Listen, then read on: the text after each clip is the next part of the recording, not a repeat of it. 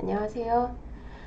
시즈리드 텔레비전 오늘은 제가 맡도록 하겠습니다. 저는 시전위원 신촌점 신유지 원장이고요. 오늘 주제는 바로 다낭성 난소증후군이라면 꼭 지켜야 할 식단입니다. 다낭성 난소증후군이 있다고 해서 살 빼세요. 그럼 식욕억제제 드세요. 이건 아닙니다.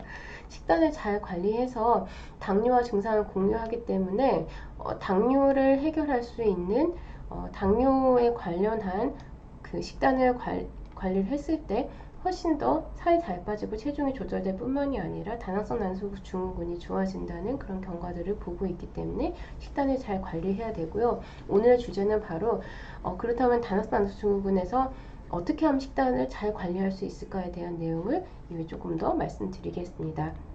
식단의 관리를 해서 혈당이 감소하고 혈중의 지질 상태가 개선이 되면서 체지방이 감소가 되면은 체지방 감소로 인해서 안드로겐 농도가 감소를 하게 되고 남성 호르몬의 농도가 감소가 되기 때문에 정상 배란이 잘 유도가 되고요. 정상 배란이 잘 유도가 되면은 다낭성 난소증후군이 개선이 될 수 있기 때문입니다. 그래서 다낭성 난소증후군에서 체중의 관리는 굉장히 중요합니다. 그렇다면은 어떻게 하면은 식단을 관리할 수 있을까요? 저는 로우 GI 다이어트, 그러니까 저혈당 다이어트라고 사람들이 이야기하기도 하는데요. 정확히는 혈당은 아니고 당 지수가 낮은 다이어트입니다. 이게 어떤 개념인지 설명을 드릴게요. GI, 글라이세믹 인덱스란 무엇일까요? 당 지수, 혈당 지수라고 표현을 하는데요. 이게 음식이 섭취돼서 얼마나 빨리 당을 높일 수 있는지, 혈당을 높일 수 있는지에 대해 표시하는 수치이고요. 설탕을 100 먹었을 때 올라간 수치를 100으로 정해서 그거보다 얼마나 낮은지 얼마나 높은지를 측정한 수치입니다. 원래는 당뇨 환자를 위해서 고안된 식사법이에요. 왜냐면은 당뇨 환자는 혈당이 빨리 그러니까 인슐린이 없기 때문에 혈당이 빨리 올라가게 되면은 증상이 안 좋기 때문에 혈당을 빨리 올리지 않고 적은 인슐린을 가지고도 충분히 몸이 건강하게 유지될 수 있게 만들어 주려고 하는 건데요. 이게 좀 다른 이유로 살이 빠지는데 도움을 줍니다. 자, 근데 만약에 그 당지수가 높은 음식을 섭취하면은 어떻게 될까요? 당지수가 높으면 혈당이 빨리 높아지기 때문에 몸에서 인슐린 분비량이 증가를 하게 되고요. 인슐린이 증가를 하면은 포도당이 지방으로 바뀌게 돼요. 그래서 그 인슐린이 증가하게 되면은 몸에 살이 잘 찝니다. 그래서 그 체지방이 증가하면서 살이 찌게 되는 것, GI 지수가 높은 음식을 먹으면 살이 잘 찌게 되고요. GI 지수가 낮은 음식을 먹으면 살이 잘 안 찌게 됩니다. 그리고 이렇게 갑작스럽게 혈당이 올라가면은 소화 흡수가 굉장히 빨리 되기 때문에 다시 배가 고파져서 다시 음식을 섭취하게 됩니다. 이건 좀 이따 또 나쁜 당의 사이클에 다시 보여드리도록 할게요. 그래서 단순당이 자궁 건강에 나쁜 이유는 결론적으로 봐서는 다낭성 난소 배란 장애가 심해져서 난임을 일으킬 수 있다는 이유입니다. 자, 나쁜 탄수화물은 악순환에 대해서 조금 설명을 드릴게요. 아까 GI 지수가 높은 음식을 먹으면은 뭐라고 했었죠? 혈당이 급격하게 상승을 하게 되죠. GI 지수는 혈당을 높이는 수치이기 때문에. 그러면은 혈당이 급격하게 상승하면 인슐린이 많이 분비가 돼요. 그러면 인슐린은 우리 몸의 혈당이 너무 높은 것을 낮춰주는 호르몬이잖아요. 그래서 혈당이 빠르게 떨어져요. 또 플러스 인슐린이 당을 지방으로 전환시키기 때문에 살이 찌게 됩니다.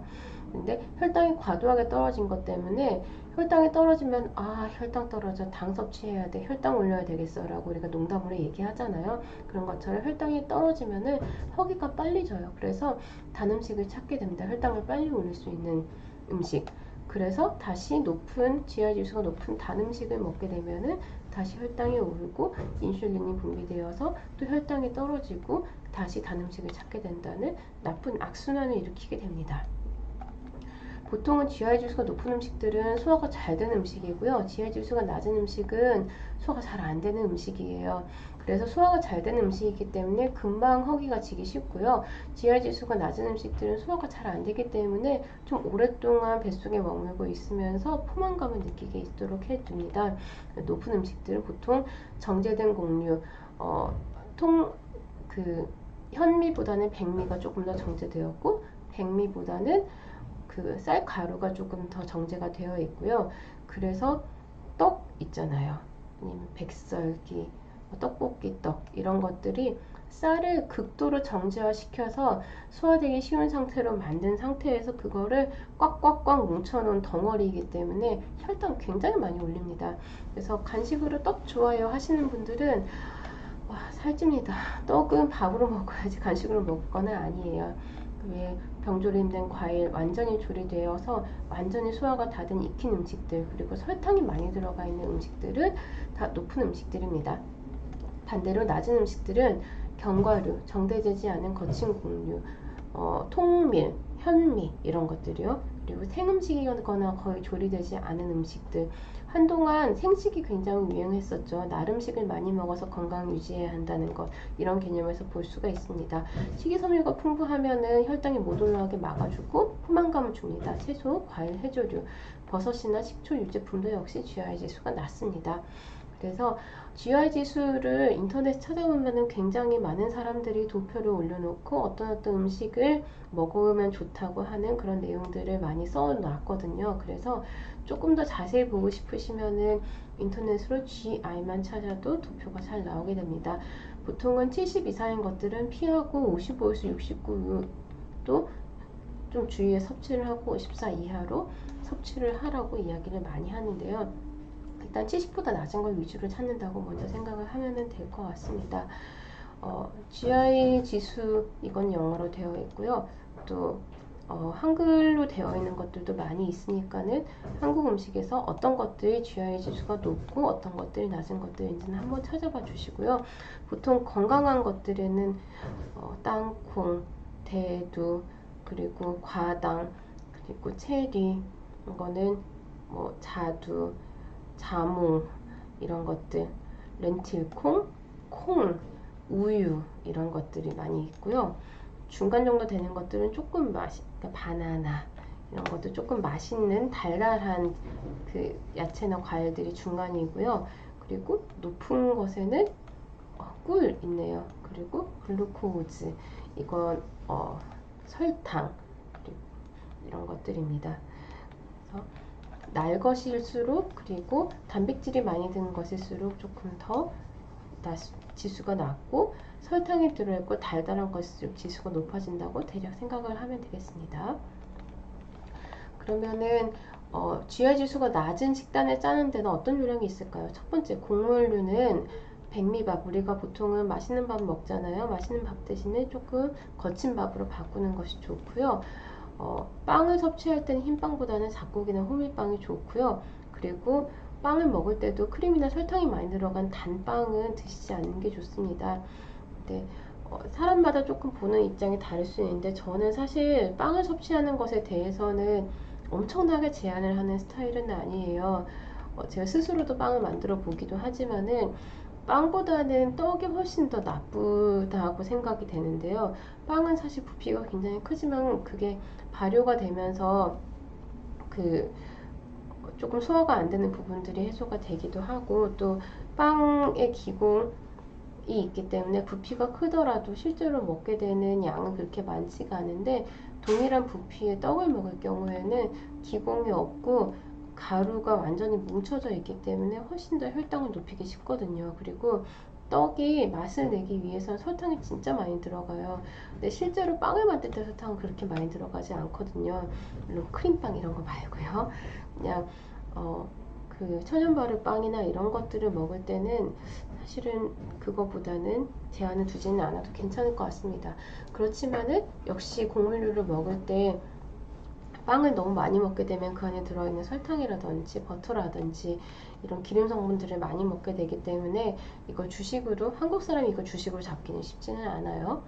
자, 두 번째, 채소를 많이 섭취해야 되는데 익힌 채소보다는 생채소류가 조금 더 좋고요. 샐러드를 많이 드실 수 있으면 좋고, 거기다 샐러드만 먹는 게 아니라 올리브 오일이나 식물성 오일이 들어가게 되면은 훨씬 더, 그러니까 불포화 지방이나 지용성 비타민 흡수를 높이면서도 혈당이 금방 올라가지 않도록 도와주는 게 됩니다. 그래서 채소를 갈아서 만든 선식을 먹는 것보다는 채소를 직접 먹는 게 훨씬 더 좋습니다.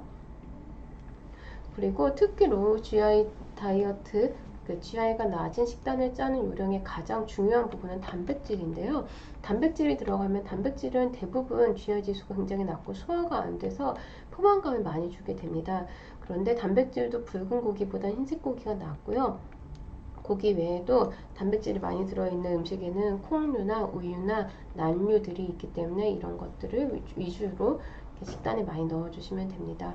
그리고 지방은 우리가 지방을 굉장히 죄악시하는 사회에 살아왔는데 실제로는 적당한 양의 불포화 지방산이 들어간 음식은 그 GI 지수를 낮출 수가 있습니다. 그래서 그 서양에서는 버터를 많이 섭취를 하는데 그 버터가 들어갈 경우 버터가 안 들어간 것보다 오히려 GI 지수가 낮아진다고 볶음 요리나 이런 것이 좀 더 낮아진다고도 표현을 하는데요.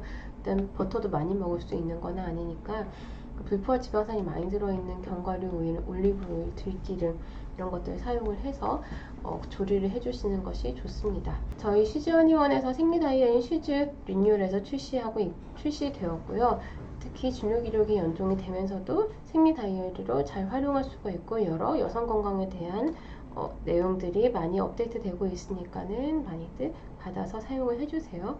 자, 더 궁금하신 부분은 카카오톡 휴지아니원 자궁센터로 문의 주시면 됩니다. 오늘 강의는 여기까지 하도록 하고요. 시청해주셔서 감사합니다.